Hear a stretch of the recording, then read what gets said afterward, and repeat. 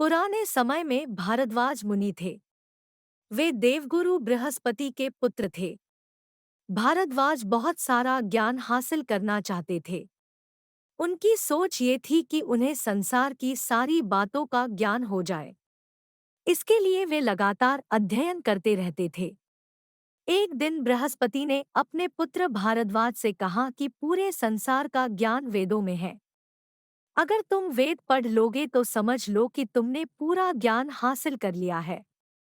पिता की बात मानकर भारद्वाज वेद पढ़ने लगे।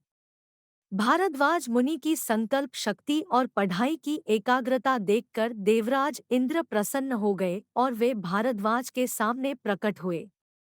इंद्र ने कहा कि मैं तुम्हारी लगन देखकर बहुत प्रसन्न हूँ। तुम मुझसे कोई भी वर मांग सकते हो।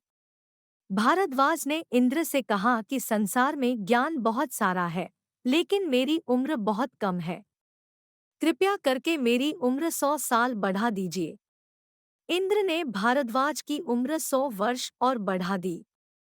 भारद्वाज मुनि को ज्ञान हासिल करते करते 100 वर्ष भी बीत गए। इसके बाद देवराज इंद्र ने उनकी उम्र 100 साल और बढ़ा दी। अगले 100 साल और बीत गए, लेकिन भारद्वाज को पूरा ज्ञान नहीं मिल सका। जब अगले 100 भी बीत गए, तब इंद्र भारद्वाज के सामने प्रकट हुए और बोले कि भारद्वाज सामने 3 पहाड़ हैं। क्या हम इन पहाड़ों से एक मुट्ठी मिट्टी लेकर इन पहाड़ों की व्याख्या कर सकते हैं?